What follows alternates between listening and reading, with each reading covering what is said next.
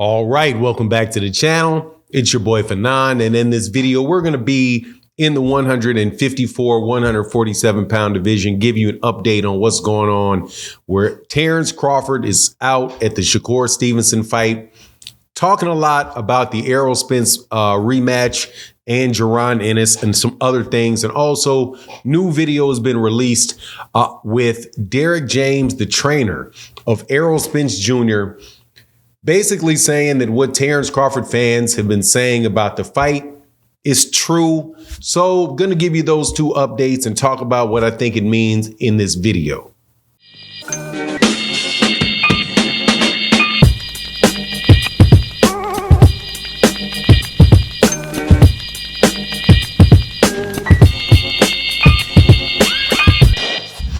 All right, welcome back to the channel. It's your boy Fanon. We are going to be talking about some things that Terence Crawford has said in a press conference, actually ahead of the weigh-in for Shakur Stevenson versus Edwin De Los Santos, a fight that is going to be taking place this evening in Las Vegas. An odd day for a fight to take place, but look, man, I'll take it. Shakur Stevenson's one of the best fighters in boxing. Edwin De Los Santos is one of the better fighters that not a lot of people know. So should be a very, very good fight, entertaining fight. Also have Navarrete on the undercard fighting Conceição. So really good fight. Got Abdullah Mason on that card as well. So, you know, Top Rank is doing their thing in Vegas this evening. So really looking forward to it. In the lead into it, though, Terence Crawford comes in and is asked a lot of questions about the Errol Spence fight, the Jaron Ennis fight, and some other things. Plus, you had Derek James, who the same day had a video released by Fight Hub, where he's asked about what he thought the problem was with the Errol Spence Jr.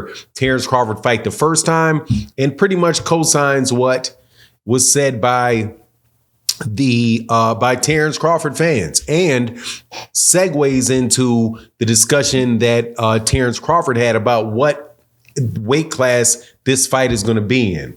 Now, before I get into the details of it, let me welcome you back to the channel.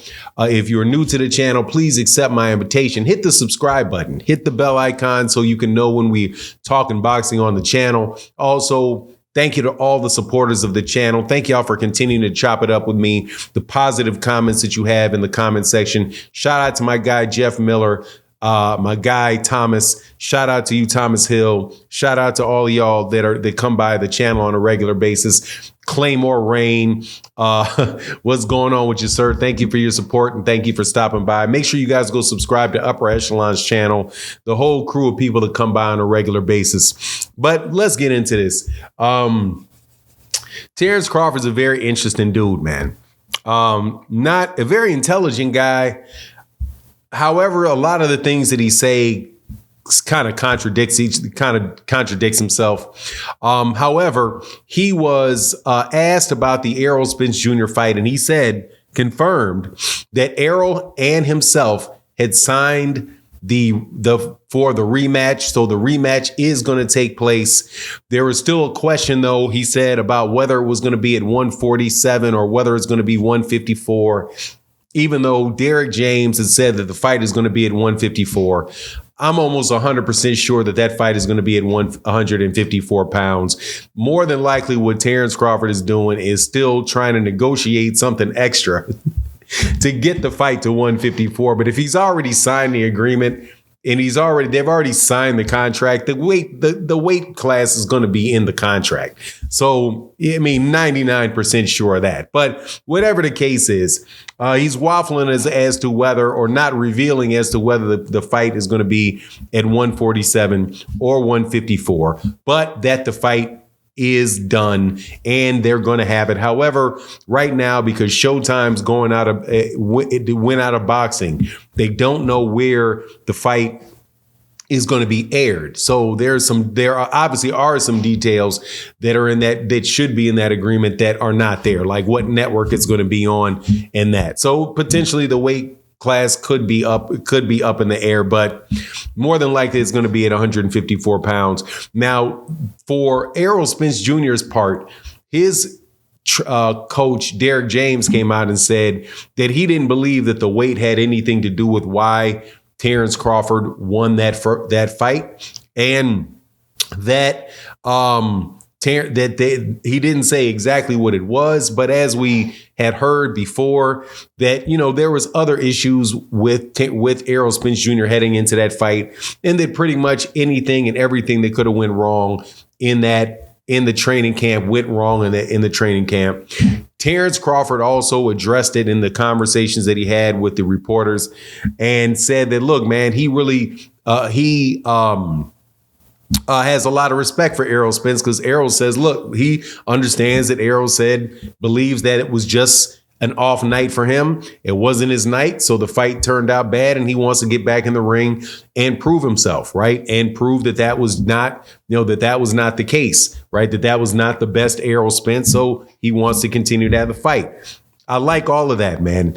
Here's my thing, though, about this stuff that Terence Crawford was saying in his press conference, because there's going to be something. And I'm sorry, man. I'm just telling you like I see it. When the subject of Jaron Ennis came up, Terence Crawford didn't make a lot of sense to me. On one hand, he said that he thinks that it is unfair that Jaron Ennis is now the IBF champion, and he was stripped of the belt, and that if the IBF was going to do it, they should have stripped Errol Spence Jr. before the fight took place between Errol Spence and himself. Here's the problem. If that was true, would Terence Crawford have fought either Jaron Ennis, or would he have fought Errol Spence Jr.? Because he said that the reason that he wanted to fight with Errol was for the undisputed title.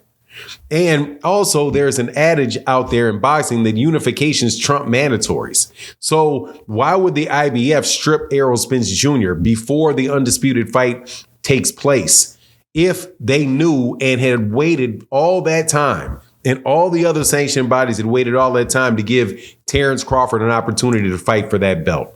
Terence Crawford also says in the interview that he is still the man at 147, and he's going to be the man at 147 until he leaves the division, and he doesn't know if he's leaving the division. Well, if you don't know that you're going to leave, if you're going to leave the division, why are you saying that you're not going to fight Jaron Ennis if you stay in the division? All of this seems to me to be a little bit self-serving, man. If you're not going to fight Jaron Ennis in that division, you just need to drop the belts, period, and move on. Errol's already said that he would prefer to have the fight at 154 pounds, the rematch. So if you're talking about fighting Canelo Alvarez and doing all these other things, and right, why don't you just drop the belts, man, and let these other guys fight? Let these other guys fight for the belts. He talked about Jaron Ennis and how he understood that how frustrating it was for Jaron Ennis to have to wait for these guys, for himself to get fights, and he understood what it was like to have to wait to get fights. I went to his box rec, and I'm like, when did you have to wait? When did Terence Crawford ever? Please help me with when Terence Crawford ever had to wait for a fight that he wanted to make to get some prolonged amount of time. Terence Crawford got his world championship fight against Ricky Burns in his 22nd fight. Jaron Ennis already has 30 fights. He didn't have to wait that long he never had to wait that long. He had championship shot. He lasts from 18 championship fights, from his 22nd win to his 40th win. No, they never had to wait as long as Jaron Ennis had to wait for this belt. And then he also said something about Jaron Ennis walking around with 3 versions of the same belt.